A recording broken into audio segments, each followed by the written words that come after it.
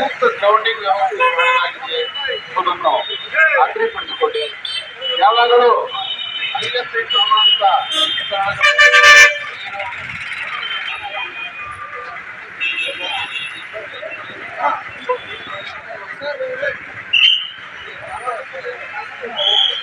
ಬಾಗೇಪಲ್ಲಿ ಮತ್ತು ಚೇಳೂರು ತಾಲೂಕಿನ ಬೆಸ್ಕಾಂ ಇಲಾಖೆ ವತಿಯಿಂದ ಆಯೋಜಿಸಿದ್ದ ವಿದ್ಯುತ್ ಸುರಕ್ಷತೆ ಕುರಿತಾದ ಜನಜಾಗೃತಿ ಜಾಥಾ ಕಾರ್ಯಕ್ರಮಕ್ಕೆ ಬೆಸ್ಕಾಂ ಇಲಾಖೆಯ ಎಇಇ ಹಿರಿಯ ಮತ್ತು ಕಿರಿಯ ಇಂಜಿನಿಯರ್ಗಳು ಚಾಲನೆ ನೀಡಿದರು.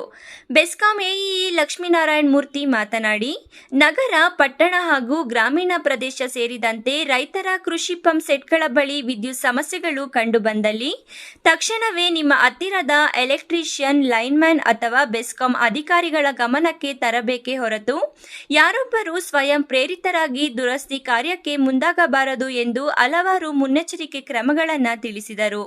ಬಾಗೇಪಲ್ಲಿ ಪಟ್ಟಣದ ಪುರಸಭೆ ಕಾರ್ಯಾಲಯ, ಡಿವಿಜಿ ಮುಖ್ಯ ರಸ್ತೆ, ಗೂಳೂರು ವೃತ್ತ, ಸಾರಿಗೆ ಸಂಸ್ಥೆ ಬಸ್ ನಿಲ್ದಾಣದ ಮುಂಭಾಗದಲ್ಲಿ ವಿದ್ಯುತ್ ಸುರಕ್ಷತೆ ಕುರಿತು ನಾಗರಿಕರಲ್ಲಿ ಜಾಗೃತಿ ಮೂಡಿಸಿದರು.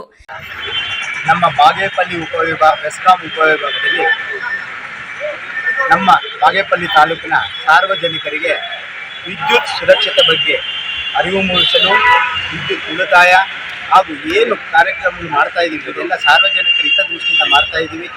ನಮಗೆ ಅವರು ಸಹಕಾರ ಮುಖ್ಯ. ಹಾಗೂ ಈ ಒಂದು ಸಮಯದಲ್ಲಿ ವಿದ್ಯುತ್ ಬಗ್ಗೆ ಏನೇ ಸಮಸ್ಯೆಗಳಿದ್ದರೂ ಸಿಬ್ಬಂದಿ 24 ಗಂಟೆಯೂ ಅವ್ರ ಸೇವೆಯಲ್ಲಿ ಇರ್ತೀವಿ ಅನ್ನೋ ಭಾವನೆಯನ್ನು ಅವರು ತಿಳಿಸೋದಕ್ಕೆ ಹಾಗೂ ಅವರ ಸಹಕಾರವನ್ನು ಬಯಸುತ್ತಾ ಈ ಕಾರ್ಯಕ್ರಮ ಮಾಡ್ತಾ ಇದ್ದೀವಿ. ಈ ದಿಸೆಯಲ್ಲಿ ಮೊದಲಿಗೆ ನಾವು ಚಿತ್ರಕಲೆ ಸ್ಪರ್ಧೆಯನ್ನು ಇಟ್ಟಿದ್ವಿ. ಈಗ 13ನೇ ತಾರೀಕು ನಾವು ಪ್ರಬಂಧ ಸ್ಪರ್ಧೆ ಇಟ್ಟಿದ್ವಿ. ಮತ್ತು ಇವತ್ತು ಒಂದು ಭಾಷಣ ಸ್ಪರ್ಧೆ ಇಟ್ಟಿದ್ವಿ. ನಮ್ಮ ಬಾಗೇಪಲ್ಲಿ ತಾಲೂಕಿನ ಎಲ್ಲ ಸರ್ಕಾರಿ ಶಾಲೆಗಳವರು ಭಾಗವಹಿಸಿದರು. ಆ ವಿಜೇತರಿಗೆ ಇವತ್ತು ಬಹುಮಾನ ಸಹ ಇದೆ. ಇದರ ಜೊತೆಗೆ ನಮ್ಮ ಸಿಬ್ಬಂದಿಯೊಂದಿಗೆ ನಾವು ಬಾಗೇಪಲ್ಲಿ ತಾಲೂಕಿನ ಬಾಗೇಪಲ್ಲಿ ನಗರದಲ್ಲಿ ನಮ್ಮ ಬೆಸ್ಕಾಂ ಕಚೇರಿಯಿಂದ ಗೂಳೂರು ವೃತ್ತದವರೆಗೂ ನಮ್ಮ ಜನರಿಗೆ ಜಾಗೃತಿ ವಿದ್ಯುತ್ ಬಗ್ಗೆ ಸುರಕ್ಷತೆ ಹಾಗೂ ಜಾಗೃತಿ ಮೂಡಿಸಲು ಸುರಕ್ಷಾ ಜಾಥಾವನ್ನು ಹಮ್ಮಿಕೊಂಡಿದ್ದೀವಿ. ಈ ಜಾಥಾ ಬಗ್ಗೆ ಮುಖ್ಯವಾಗಿ ನಮ್ಮ ಸಾರ್ವಜನಿಕರಿಗೆ ಅರಿವು ಮೂಡಿಸೋದು ನಮ್ಮ ಉದ್ದೇಶ ಆಗುತ್ತೆ, ನಮ್ಮ ಧ್ಯೇಯೋದ್ದೇಶ. ಬೆಸ್ಕಾಂ ಸದಾ ಸಾರ್ವಜನಿಕರ ಸೇವೆಯಲ್ಲಿ ಇರುತ್ತದೆ ಅನ್ನೋದೇ ನಮ್ಮ ಧ್ಯೇಯೋದ್ದೇಶ. ಜೈ.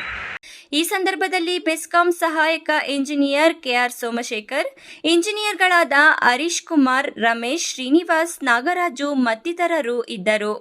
P Manjunath Reddy, MMTV news, Bagepalli.